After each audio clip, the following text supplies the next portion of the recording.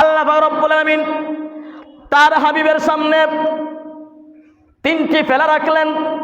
তিনটি ফেলা রাখার পরে একটি ফেলার মধ্যে দুধ দেওয়া হয়েছে, আরেকটি ফেলার মধ্যে মধু দেওয়া হয়েছে, আরেকটি ফেলার মধ্যে শরাব দেওয়া হয়েছে।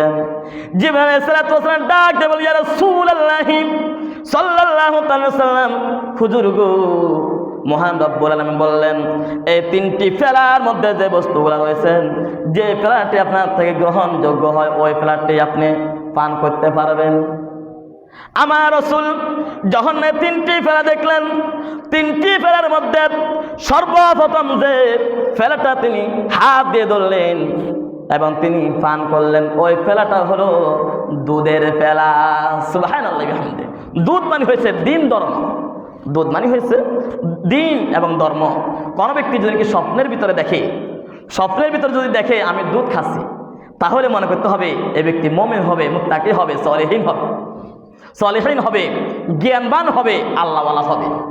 আর যদি স্বপ্নের ভিতরে যদি দেখে আমি দরুদ শরীফ পড়তেছি, তাহলে মনে ভাবতে হবে আমি মুত্তাকি হব, সলিহিন হব এবং নেককার হব।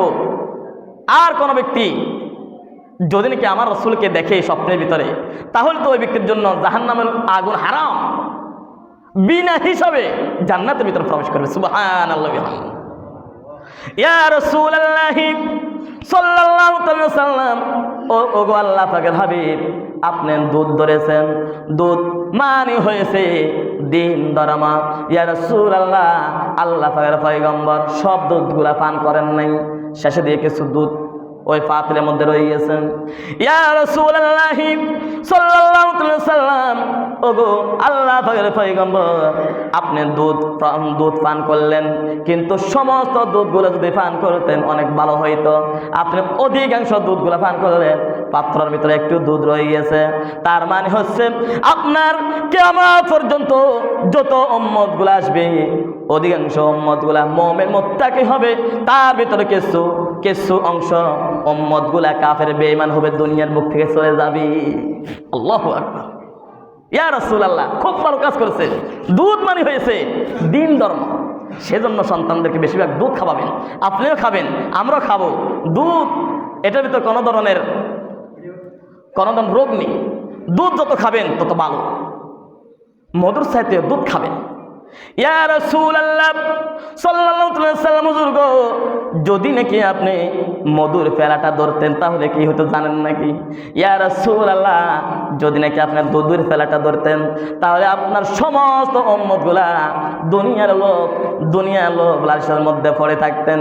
ইয়া রাসূলুল্লাহ সাল্লাল্লাহু আলাইহি ওয়াসাল্লাম, দিন ধর্ম থেকে দূরে হয়ে যেত।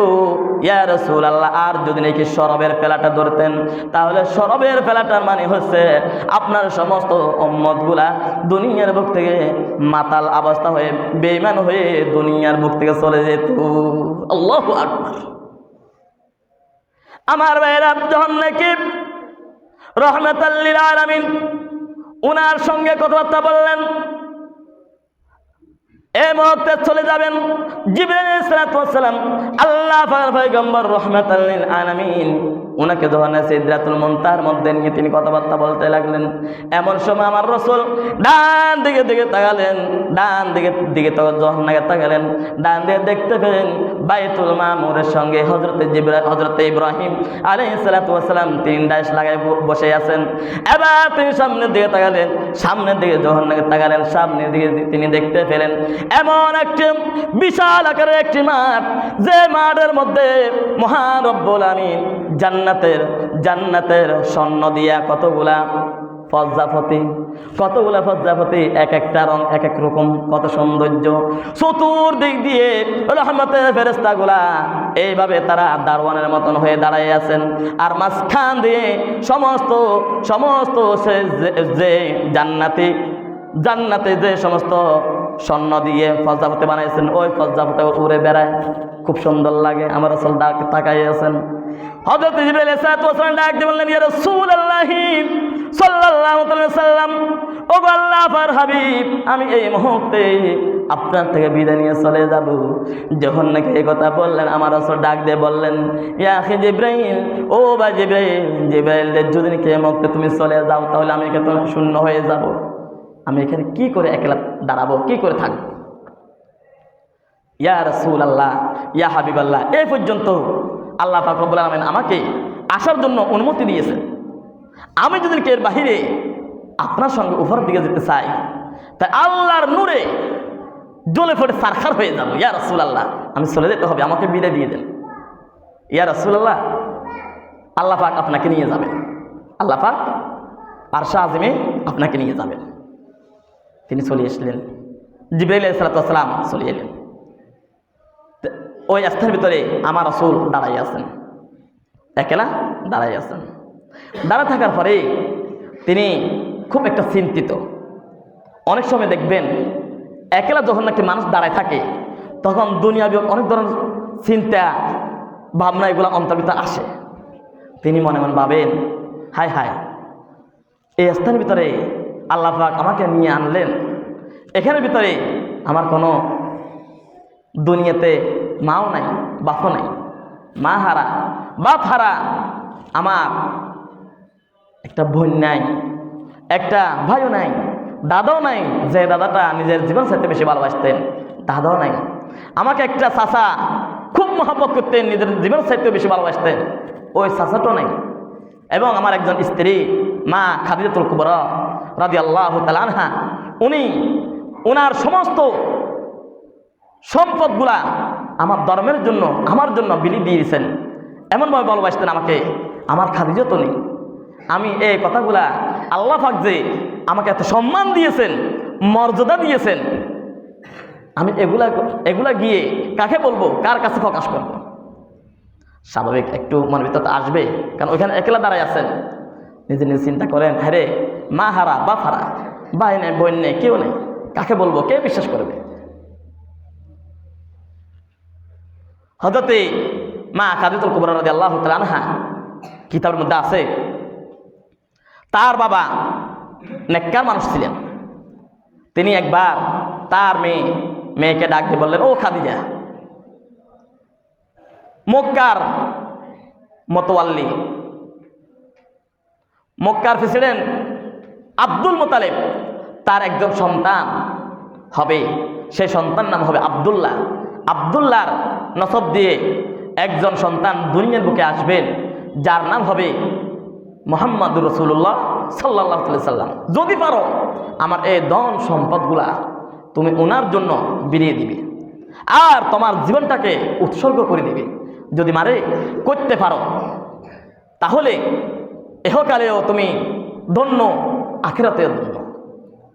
মা খাদিজাতুল কুবরা রাদিয়াল্লাহু তাআলা আনহা, তিনি তার বাবা থেকে মুহাম্মদ রাসূলুল্লাহ সাল্লাল্লাহু আলাইহি সাল্লাম ওনার সমস্ত বিস্তারিত কথা শুনলেন। এরপরে মা খাদিজাতুল কুবরা রাদিয়াল্লাহু তাআলা আনহা অনেক কাহিনী, আমি অনেক কিছু কিছু বলেছিলাম। এই জন্য মা খাদিজাতুল কুবরা রাদিয়াল্লাহু তাআলা আনহা রাসূল সাল্লাল্লাহু আলাইহি সাল্লামকে দেখা ছাড়া দেখে নাই, যে পর্যন্ত দেখার আগে শুনেছেন শুধুমাত্র আব্দুল্লাহর বেটা মুহাম্মদ রাসূলুল্লাহ সাল্লাল্লাহু আলাইহি সাল্লাম দুনিয়ার বুকে এসেছেন। ওই দিন থেকে তিনি পাগল ছিলেন, মা খাদিজাতুল কুবরা রাদিয়াল্লাহু তাআলা আনহা। তো মনে মনে ভাবেন, যদি খাদিজা থাকতো এই সময়, তাহলে আমি আমার সমস্ত, আল্লাহ পাক যে আমাকে এত সম্মান বানিয়ে দিয়েছেন, এত সম্মানিত বানিয়েছেন, এত আল্লাহ পাক আমার জন্য যে এত মহব্বত, এত প্রেম ভালোবাসা, আমি তো জীবনে কখনো কল্পনা করিনি। এই কল্পনাটুকু যদি কি আমার খাদিজা থাকতো, তাহলে আমি আমার খাদিজাকে সব কথাগুলো আমি বলতাম। আমার ভাইয়েরা, কিতাবের মধ্যে পেয়েছি জিবরাইল আলাইহিস সালাতু ওয়াস সালাম দুনিয়ার বুক থেকে যখন নাকি উপরের দিকে চলে যাবেন, এমন সময় আল্লাহ পাকের পয়গম্বর রাহমাতাল লিল আলামিন, তিনি তার চক্ষু দিয়ে পানি ঝরল। যখন নাকি সাত আসমানের ভিতরে উড়ে গেছে, সিদরাতুল মুনতাহা উড়ে গেছেন, এমন সময় মা হযরত জিবরাইল আলাইহিস সালাতু ওয়াস সালাম মুহাম্মদ রাসূলুল্লাহ সাল্লাল্লাহু আলাইহি সাল্লাম তার দিকে তাকায় দেখলেন, তিনি হাসতে লাগলেন। ইয়া রাসূলুল্লাহ সাল্লাল্লাহু আলাইহি সাল্লাম, হুজুর গো, কিছুক্ষণ আগে তো আপনার চক্ষু দিয়ে ঝরঝর করে পানি যায়, আমি দেখেছি। ইয়া রাসূলুল্লাহ, কি জন্য আপনি এভাবে হাসাহাসি করতে লাগলেন? আল্লাহ পয়গম্বর রাহমাতাল লিল আলামিন তিনি ডাক দিয়ে বললেন, ও জিবরাইল, জিবরাইল রে, আমি কি জন্য হাসি তুমি কি জানো? না, আমি জানি না। আমি এই জন্য হাসি, মহান রব্বুল আলামিন আমার জন্য এত মহাব্বত, এত প্রেম ভালোবাসা, এত উচ্চ মকাম আমাকে দান করিয়াছেন, আমি এর পূর্বে কখনো বলতে পারি নাই। আল্লাহ পাক বললেন ওয়া রাফা'না লাকা যিকরাক, ইয়া রাসূলুল্লাহ, আমি আপনার শান, আপনার মান, আপনার ইজ্জত বাড়াই দিবার মালিক হয়েছি আমি আল্লাহ। কোন ব্যক্তি যদি আমার রাসূলের বিরোধিতা করে, আমার রাসূলের শান মান বিন্দু পরিমাণ, জর্রা পরিমাণ কমবে? কখনো না। এবার চলে গিয়েছেন, তিনি যাবেন, এই মুহূর্তে চিন্তা করেন আল্লাহর সঙ্গে দিদার হবে, সাক্ষাৎ হবে। একটা তো চিন্তা তো অন্তর ভিতরে আছে। সময় আছে তো? সময় নেই? জি, তিনি চিন্তা করেন আমি তো যাব, কিছুক্ষণ পরে আমার আল্লাহর সঙ্গে দেখা হবে। এখন আমি আমার উম্মতের জন্য কি করতে পারি? দেখেন, উম্মত, শুধু উম্মত, শুধু উম্মত। নবী করিম সাল্লাল্লাহু আলাইহি সাল্লাম এই ভাবনা তিনি যখন নাকি ভাবতে লাগলেন, হঠাৎ করে তার পায়ের দিকে চক্ষু গিয়েছে, নবীর পায়ের দিকে চক্ষু গিয়েছেন। দেখতে পেলেন যে মেয়েরাজের ভিতর যখন নাকি আসতে লাগলেন, হঠাৎ করে তিনি ভুলে গিয়েছেন জুতাগুলা খোলার জন্য, জুতাগুলা খোলার জন্য। তার হঠাৎ করে মনে পড়লো হযরতে মূসা আলাইহিস সালাতু ওয়াস সালাম, তিনি যখন নাকি তুর পাহাড়ের মধ্যে গিয়েছেন, তুর পাহাড়ের মধ্যে গিয়ে হযরত মূসা আলাইহিস সালাতু ওয়াস সালাম তুর পাহাড়ের মধ্যে প্রবেশ উঠবেন, এমন সময় আল্লাহ পাকের তরফ থেকে আওয়াজ এসেছে, হে মূসা, তোর পাহাড়টা পবিত্র, পবিত্র স্থানের ভিতরে আসার সময় পায়ের জুতাগুলা খুলে আসতে হয়। তিনি পায়ের জুতা খুলে তোর পাহাড়ের মধ্যে প্রবেশ করতেন। এই কথাটুকু যখন নাকি তার অন্তর ভিতরে হঠাৎ করে জানা হয়ে গেছে, তিনি সঙ্গে সঙ্গে জুতাগুলা ফেলে দিবেন। কে? আমার রাসূল জুতাগুলা ফেলে দিবেন, দেন নাই। এমন সময় আল্লাহ পাক তিনি ডাক দিয়ে বলেন, ইয়া রাসূলুল্লাহ, ইয়া হাবিবাল্লাহ, ও আমার হাবিব, ও আমার দোস্ত, ও আমার বন্ধু, কি জন্য আপনি জুতা খুলবেন?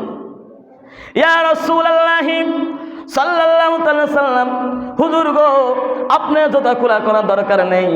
আপনার জুতার মধ্যে যে সমস্ত ধুলাবালু রয়েছে, এই সমস্ত ধুলাবালুগুলা যদি নাকি আমার আরশে আজিমের ভিতরে লাগে, আমার আরশে আজিমের মধ্যে যখন নাকি আপনার পায়ের ধুলাবালুগুলা লাগবে, আমার আরশে আজিমের তখন মূল্য বাড়িয়া যাবে, সম্মান বাড়িয়ে যাবে, সুবহানাল্লাহ বিহামদিহি, মর্যাদা বাড়িয়ে যাবে, বুঝির কি বাড়িয়ে যাবে। আপনার জুতা খোলা লাগবে না, জুতা নিয়ে আসুন। গিয়েছেন, যাওয়ার পরে আল্লাহ পাকের সঙ্গে কোরআন শরীফের আছে আল্লাহ এবং তার রাসূল একজন আরেকজনের সঙ্গে মিলেমিশে বসছেন, মিলেমিশে একদম লাগিয়ে, এভাবে দুইটা আঙ্গুল যেভাবে লেগে যায় এভাবে লাগিয়ে তারা একে অপরের সঙ্গে কথা বলতে লাগলেন। কথা বলতে বলতে বলতে বলতে বলতে আল্লাহ পাক রব্বুল আলামিন ডাক দিলেন, ও আমার হাবিব, আচ্ছা আপনি দুনিয়া থেকে এসেছেন, জমিন থেকে এসেছেন, আপনি কি আসার সময় আমার জন্য কিছু আনেন নাই? আমি মনে হয় আপনাদেরকে না কোন জায়গায় জানি একটা মাহফিলের ভিতর বলেছিলাম, হাদিয়া নিয়ে যাওয়া এটা একটা রাসূলের সুন্নাত, হাদিয়া গ্রহণ করা এটাও রাসূলের সুন্নাত। নবী করিম সাল্লাল্লাহু আলাইহি সাল্লামকে জিজ্ঞাসা করলেন, ও আমার হাবিব, আপনি আমার দরবারে এসেছেন দুনিয়ার বুক থেকে আমার সঙ্গে সাক্ষাৎ করার জন্য, আপনি কি আমার জন্য কিছু আনেন নাই? আল্লাহকে কিছু খাবে, ভাত খাবে, না মনে হয় ফল ফ্রুট খাবে? না, কিছু না।